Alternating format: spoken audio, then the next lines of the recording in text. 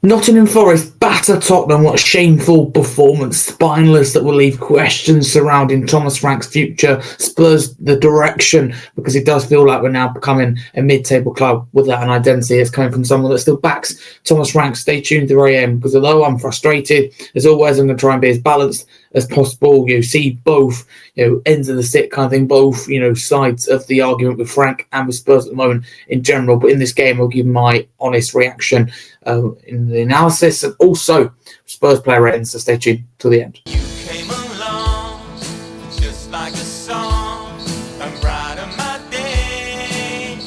Who'd have believed that you were part of the dream? Now it all seems like years away. You know I can't smile without you. Oh no, I can't smile without you. I can't laugh, I can't sing. I'm finding it hard to do anything, and I feel sad when you're sad. Oh no, I feel glad when you're glad. If you only knew what I'm going through, I just can't smile without you. Morning, people. If you're new to the channel, please like and subscribe. Thank you for coming in today. So, very disappointed from Spurs. I'd say spineless, ultimately, really poor performance, and we lost 3-0 to Forest, and it could have been more. Firstly, I want to do something that not a lot of Spurs have done and say, well done to Nottingham Forest. They're a frustrating side. I'm not keen on them with the whole situation with Gibbs White and Mariakis in general for a load of different things. You're linked to Tottenham and not linked to Tottenham. But on the pitch, Sean Dyche and Forest, well done. You've got to appreciate them. They played Tottenham off the park. They battered us. That's the reality. They were very good. And we listen. I'm not one of those fans that knew, said coming into this game, easy 3 points, should have won. Some fans are saying that now. That's totally wrong and disrespectful. I know Forest is 17th. They've been through 3 managers this year. That's why it's so frustrating that we, and embarrassing us. You'd think we'd be the team that went through 3 managers and finished 17th. However, Sean Dyche now, before this game, 6 wins in 11, now 7 wins in 12. That's really impressive for any side, their 17th place, whether they've fallen off a cliff from the season before or not, in the case of Forest. So, really disappointing. I do think, before we get to player ratings, that we are becoming, I do believe, this a mid-table team, that lacks an identity. I think Frank is the man long-term. I do believe that, to unite the fans and unite the fans and the players, unite the fans and the team. That's what we've done at Brentford. That's what we've done at Denmark. Does he represent the club, though? We've taken risks and to dare us to do.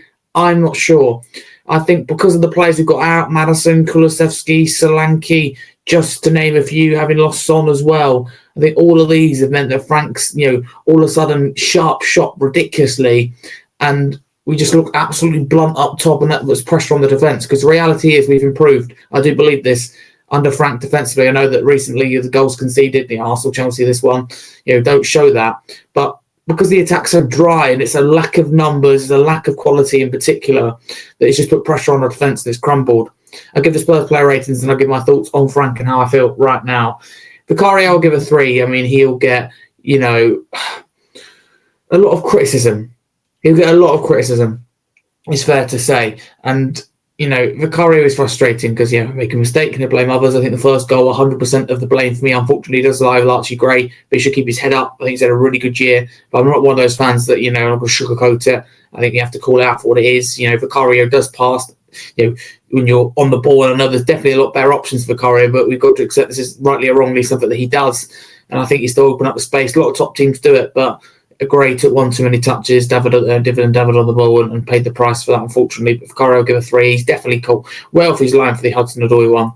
Porro, I'll give a 3. I think he's poor defensively. He's nowhere to be seen for the, dealing with Hudson-Odoi for that goal. Romero, I'll give a 4, and Van der Ven 2. I mean, they can't cover themselves in glory, conceding 3 goals, and just passengers. And Spurs are really open at times as a defence. They'll bypass as well as the midfield. Midfield was the main priority in winning this game, and the midfield was the main problem in this game. But still, the defenders, in particular Romero as captain, and Van der Ven's pace as well, was non-existent in this game. Spencer, give a 5. I mean, he was hooked for me. Yes, Spencer limits us going forward. We know that a left footer playing at right. A right footer playing at left back is just like no, it's just totally wrong. It's totally wrong, and I've said it for so many times. We lack the balance, and Spence absolutely does continue to hinder us going forward, to prevent us from creating something.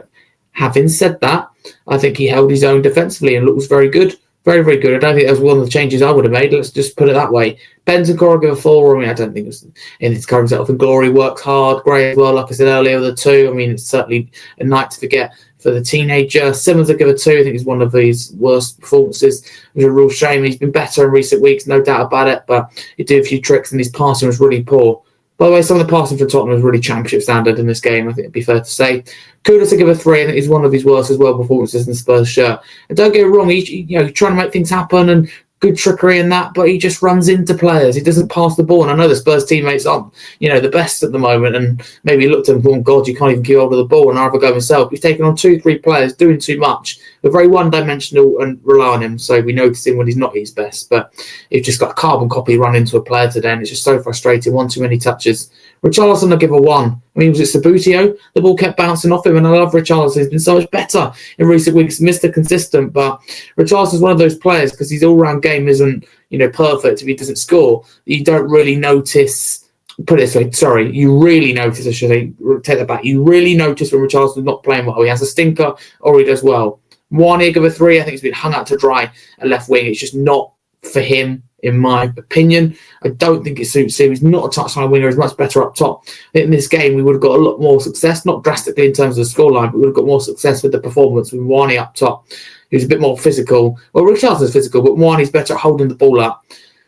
I just don't think it's ever going to be the Richarlison's type of game. Substitutes then, Boba, I'll give a 5. I think he's decently come on too little too late. Paulinho, I'll give a 4, come in and was involved in the third goal.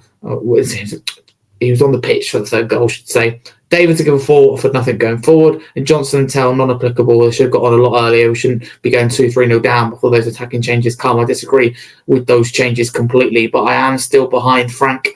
People go, what have you seen so far? And I see little bits. James's part, the win against City. And I think that generally, it just does feel, I agree, it feels 1 step forward and 2 steps back. But it's not necessarily what I've seen so far from Frank. It's more the case of, who's out there right now, realistically, who join the club at this stage of the season that will do a better job, and what gives us the right as a club, as fans, to say, look, boom, gone after 3 or 4 months. No, appointments and sackings have cost this football club so dear. Give Frank the time and the back in. For me, every manager needs at least 2 windows.